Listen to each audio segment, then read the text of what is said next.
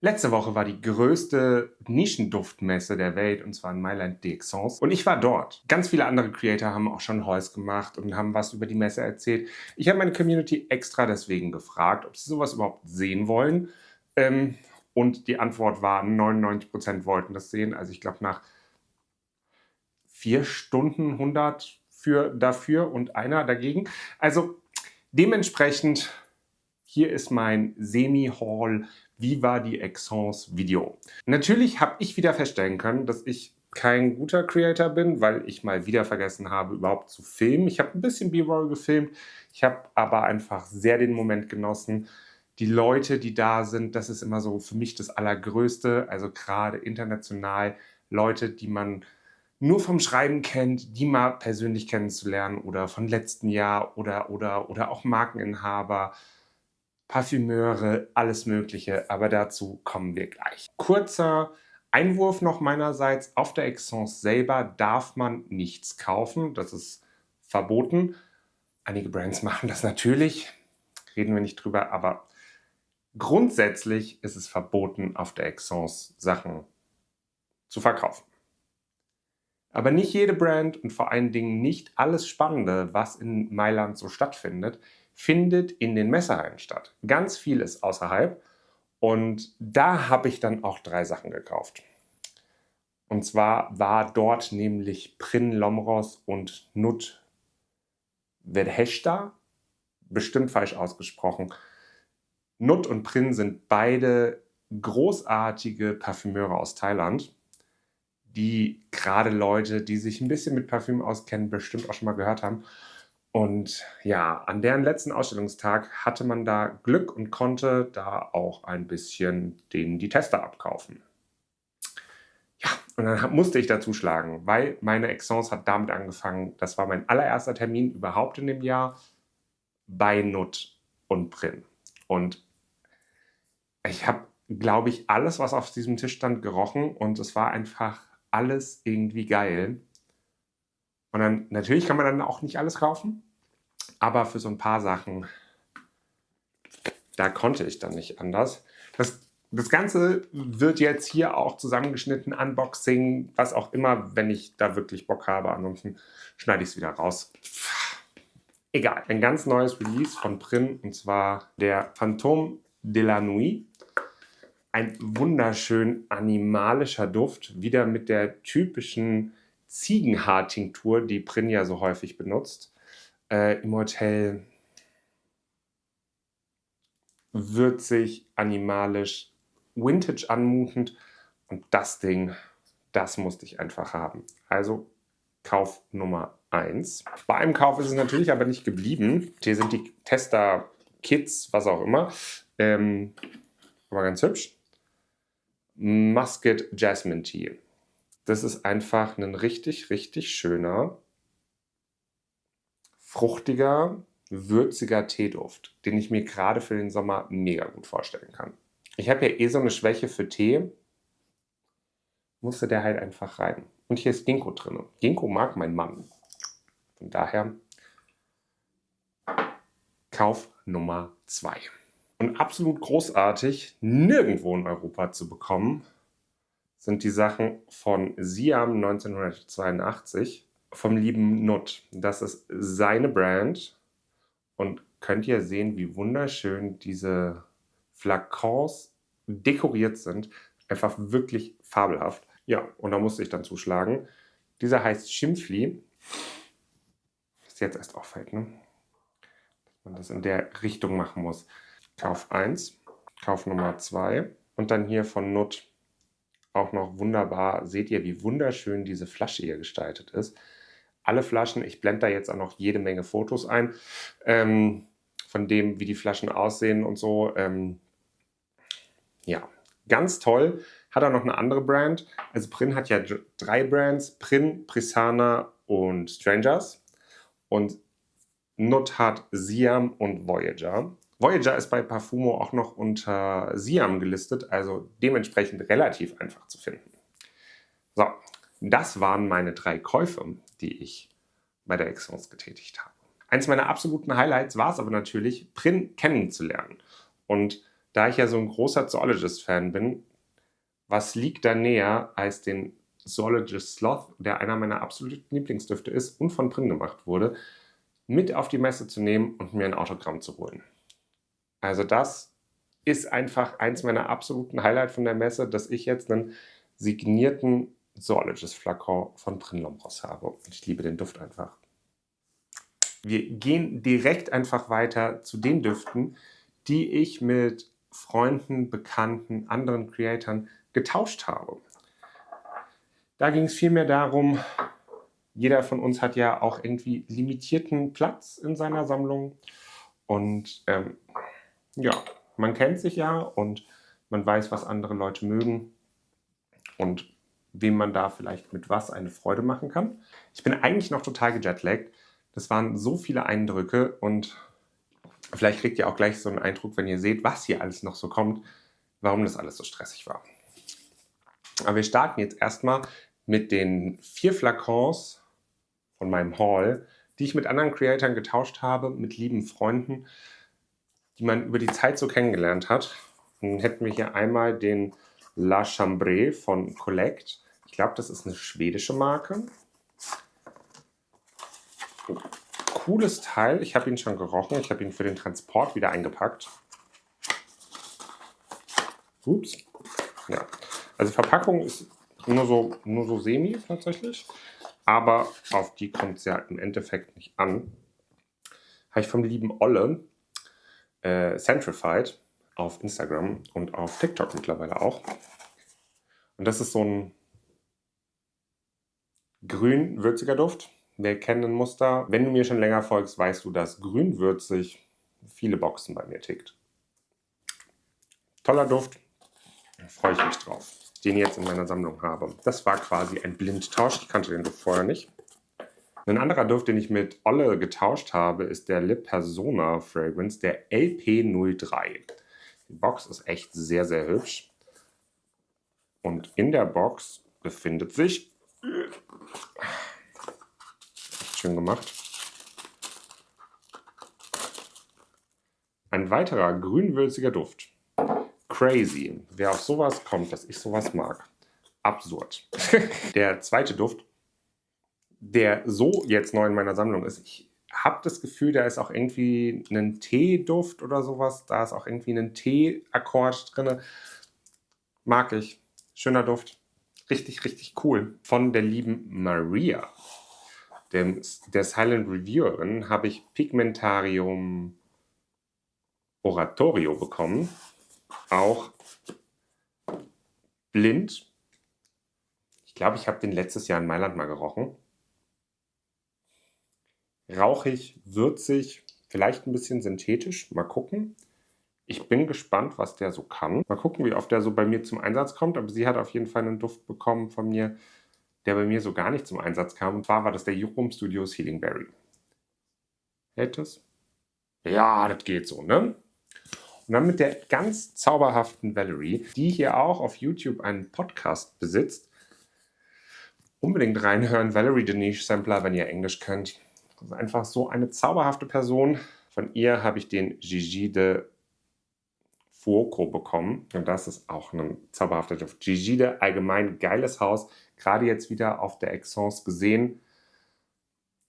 Cool, kreativ, besonders. Schöne Ästhetik. Tolle Düfte. Was ganz Außergewöhnliches. Der hier hat irgendwie Zigarettenrauch und würzige Noten. Ich glaube, er ist aus einem Duo von einem Serben und einem Afrikaner, die ihr Land quasi olfaktorisch abgebildet haben. Sehr, sehr spannend, cooles Teil, freue ich mich sehr, habe ich letztes Jahr kennengelernt.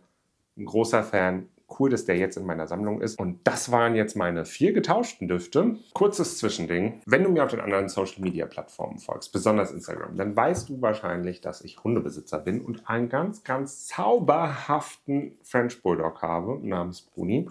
Und Akist hat eine Kerze rausgebracht, die Little Paws heißt, die vom Markeninhaber, deren Hund heißt Chorizo, ist ein Dackel und ist ganz arg zauberhaft. Und von dessen Füßen ist er inspiriert, weil welcher Hundebesitzer möchte nicht eine Kerze oder einen Duft haben, der irgendwie an diese Hundefüße erinnert.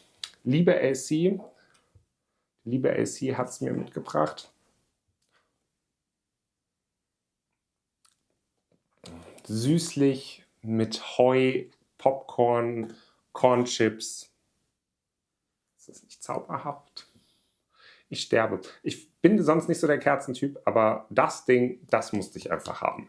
Also großartig. Also für eine Kerze, das Ding strahlt aus. Der ganze Raum riecht jetzt schon so nach leichten Popcorn. Wild. Bevor wir jetzt zu den eigentlichen PR-Geschenken kommen, noch andere Geschenke, die mir meine zauberhaften Freunde gemacht haben. Und zum einen Icarus mit R unbedingt auf Instagram folgen. Der macht ganz zauberhafte Papierkunstwerke. Und er hat für verschiedene Freunde und Marken so Duftstreifen dekoriert und hat die da auf der Messe verteilt. Ganz toll. Und ich bin ja ein riesengroßer Fan von Lazarettpapier. Das ist, by the way, japanisches Papier, was er irgendwie zusammengefaltet hat. Aber ich habe es schon rausgeholt, ich bekomme es nicht mehr zu.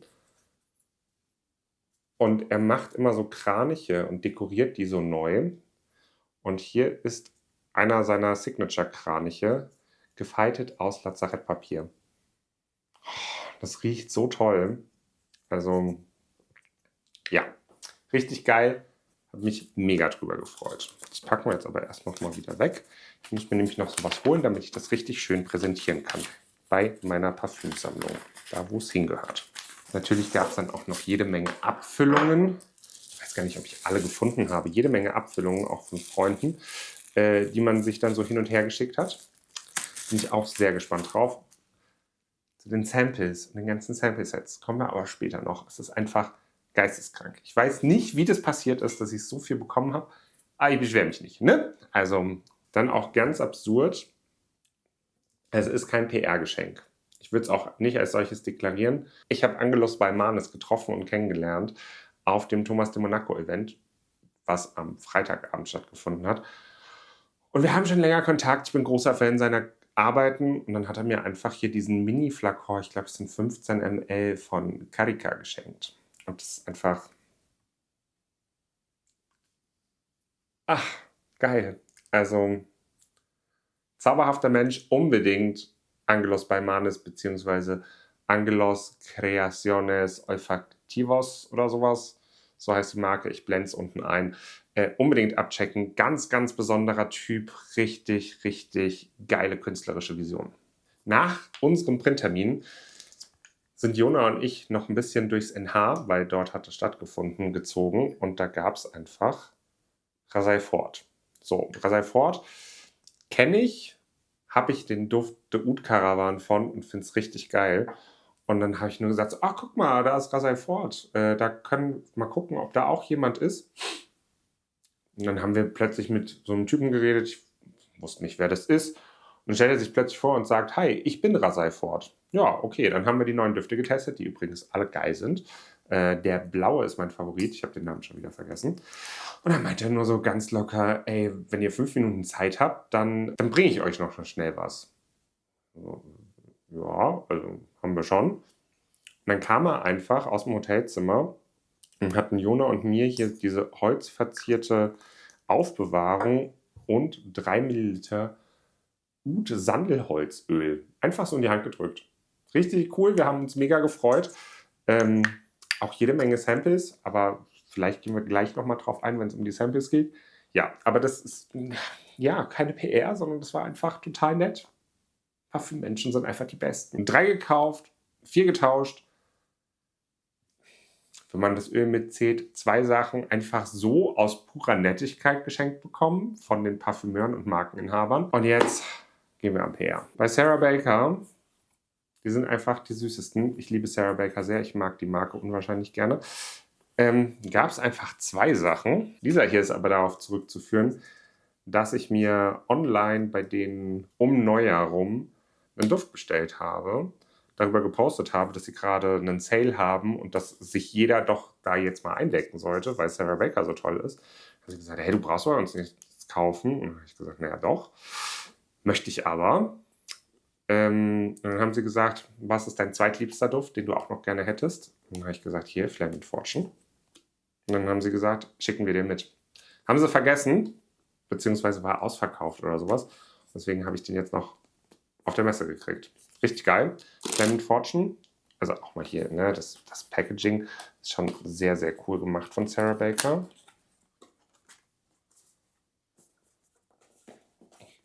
Geht's auf? Da geht's auf.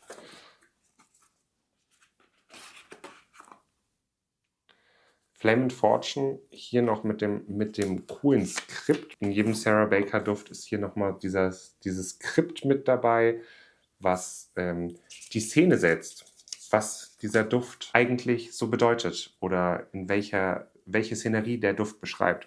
Und da ist Sarah Baker wirklich als positives Beispiel hervorzuheben, weil die wirklich besondere artistische Düfte machen, die nicht einfach nur auf Gewinn und Kommerz ausgelegt sind. Ich finde Sarah Baker richtig geil. Flaming Fortune riecht wie eine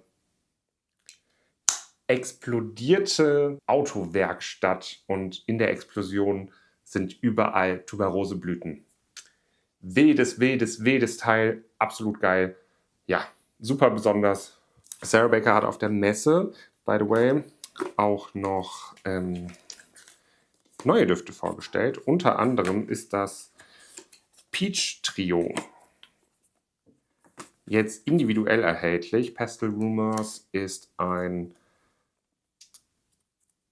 Peach Revenge in Everyday tragbar und nicht ganz so süß. Ist mir aber persönlich immer noch eine Spur zu, wie soll ich sagen, milchig. Also ich finde, der erinnert so ein bisschen an Pfirsichjoghurt immer noch oder Pfirsicheis. Schönes Teil für alle Gourmand-Liebhaber, unbedingt mal auschecken. Kommt hier wieder in das Säckchen. Ich bin übrigens ja Millennial. Ich behalte auch immer meine Verpackungen. Dann gibt es noch den Rococo Pie. Der ist richtig butterig. Der riecht, ist das Pfirsich? Es ist irgendein Früchtekuchen. Ich glaube, es ist Pfirsichkuchen. Wild, aber du riechst richtig diese buttrige Kruste. Muss man mögen. Fand ich schon auch cool, aber wir haben noch einen Duft rausgebracht mit Miguel Matos. Und Miguel Matos ist ja jemand, der selten enttäuscht, zumindest mich, mit total abgefahrenen, freakigen Düften. Und mit Prism Head, also hat er so in mein Herz getroffen. Prism Head ist ein Duft. Machen wir hier doch kurze Reviews, ne? Egal. Prism Head ist ein Duft, der entstanden ist, weil Miguel Matos zum angeblich ersten Mal irgendwelche psychedelischen Drogen genommen hat und die Erleuchtung gefunden hat, sagt er. Ey, dieser Duft, wenn ihr den Film Cabin in the Woods kennt, das. Ja. Aber jetzt nicht so horrormäßig, gar nicht mal so horrormäßig, sondern einfach holzige Hütte im Wald, irgendwie pilzig, irgendwie holzig, würzig. Man riecht man riecht schon das Feuer, was im Kamin gezündet wurde. Es wabert so ein bisschen umher, pilzig, holzig, feucht, es hat geregnet. Also das ist so, ja, eine Hütte im Wald, wo es gerade noch geregnet hatte und die Pilz ist im Herbst und es ist einfach, also das Teil hat es schwer in mein Herz geschafft. Richtig cool. Danke an Sarah Baker für dieses unglaublich großzügige Geschenk. Wir zählen 2 PR, sind aber noch nicht fertig. Im NH-Hotel gab es übrigens noch eine Marke. Irgendwo habe ich noch ein Zertifikat, darauf kommen wir dann gleich vielleicht noch zu sprechen. Die haben so Dupes gemacht. Und die haben Nuit de Bacalit gedupt. Ich bin ja kein Dupe-Fan und kein Dupe-Vertreter und Freund. Deswegen, ja, auf jeden Fall haben sie gefragt, ob ich den Duft mag. Habe ich gesagt, ja. Und dann haben sie gesagt, ah ja, okay, der ist so nischig, den will eh keiner. Hier, nimm den Flakon mit. Den Flakon habe ich dann einfach jemand anderen geschenkt auf der Messe, die sich sehr darüber gefreut hat, weil sie überlegt hatte, ob sie Nuit de Bacalit kauft. Und nicht so das Problem mit Dupe hat. Also Win-Win. Weiter geht's mit einer Marke Cigno Nero aus Mailand. Die sind verwandt mit Oniriku. Und über Oniriku Tau schwärme ich ja schon länger. Und gerade deswegen haben sie sich dazu entschieden, als ich am Stand vorbeigegangen bin, mir ihren neuesten Duft zu schenken. Inspiriert von der Medusa ist ein Damenduft und hat Pfirsich und Vanille. Ist aber würzig gelöst, so hundertprozentig im Kopf, wie er ganz genau riecht. Er heißt übrigens Estremo Incanto, also die extreme Verzauberung, wenn mein Nicht-Italienisch mich nicht täuscht. Aber ich hatte ja Latein, von daher sollte das ja eigentlich kein Problem sein. Ja, hier ganz cool, wie in so einem Brenetui. Und da ist dann hier das schöne Stück. Ist ganz hübsch, hier mit der Medusa gearbeitet. Wie der Duft genau riecht, gehe ich nochmal in einem anderen Video drauf ein, wenn es halt irgendwie thematisch reinpasst. Und dann kommen wir zum letzten Flakon, der eingezogen ist. Freitag war ich nämlich dann auf dem Thomas de Monaco Event, wo auch 3 neue Düfte vorgestellt wurden. Und es gab eine Goodie Bag und zum Schluss hat jeder noch ein Ultima Storia bekommen und ein Sample Kit. Ein komplettes Sample Kit, by the way. Kann ich das hier raus? Ist das verklebt? Nee.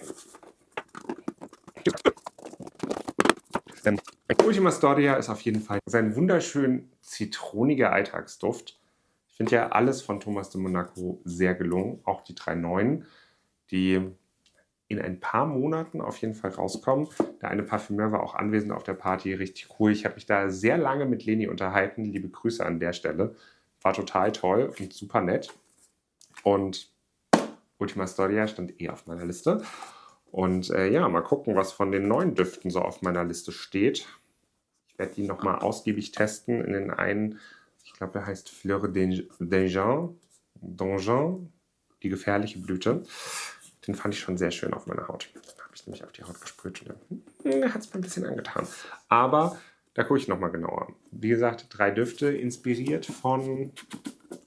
ich schaff's. Inspiriert von Blumen, die es noch nicht gibt.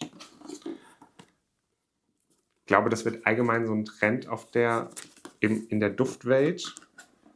Florale Düfte kommen wieder. Aber nicht so langweilig, sondern spannend gemacht. Weiter. Frustfreie Verpackung geht anders. Ich sag mal so 4 dazu. Jesus Christ.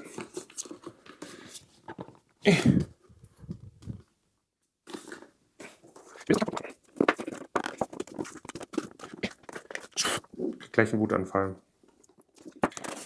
Jetzt. Alter, was ein Kampf. Jetzt bin ich aber durchgeschwitzt. So, aber jetzt ist es wenigstens nicht mehr so schwer. Thomas de Monaco, schöne Präsentation, schöne Box. Wie hübsch. Seht ihr das hier? Ganz toll, wunderschöner Duft.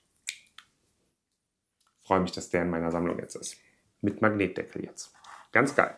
Was ich bei Thomas de Monaco sehr cool finde, ist, dass Thomas de Monaco mit jungen Parfümeuren arbeitet, die vielleicht noch nicht so die mega krasse Reputation haben und ihnen einfach eine Chance gibt und sie machen lässt. Also gerade bei der neuen Kollektion war seine Vorgabe, es gibt nur 3 Versuche. Und da sind richtig tolle Düfte bei rausgekommen. Da könnt ihr sehr gespannt drauf sein. So, das war's jetzt mit Flaschen. Bei EPC haben ich und meine Freunde, das blende ich euch jetzt auch noch gleich mal ein, man konnte selber seinen favorisierten Duft nachmischen. Und das haben wir getan. Das hat total viel Spaß gemacht, weil das EPC-Prinzip ist ja, dass es 9 Basisdüfte gibt und aus diesen setzen sich alle anderen Düfte zusammen. Und ja, da habe ich den Ambre Épice mir nachgemischt.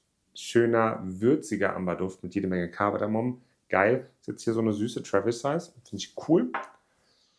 Freue ich mich drüber. Und dann konnte man sich noch einen aussuchen, der einem noch gefallen hat. Und da habe ich mich hier für den hier entschieden. Gehen wir jetzt aber nicht weiter drauf ein. Das war es jetzt mit den Full Bottles. Im nächsten Teil, weil ich merke, wie viel ich dann doch am Labern bin, geht es um die Sample Kits. Also wieder einschalten, dann reden wir über die Sample Kits, die es die ich so abgegriffen habe. Irgendwie, wie auch immer, ist immer noch unfassbar für mich. Danke für eure Aufmerksamkeit. Ich hoffe, ihr habt bis hierhin geguckt. Wenn euch so Content gefällt, gerne ein Abo dalassen. Ich rede über außergewöhnliches Parfüm. Ich glaube, ich habe auch fast nur außergewöhnliches Parfüm jetzt hier bekommen. Und außergewöhnlich geht es auf jeden Fall weiter mit ganz vielen Insights und so Sachen. Bis zum nächsten Mal.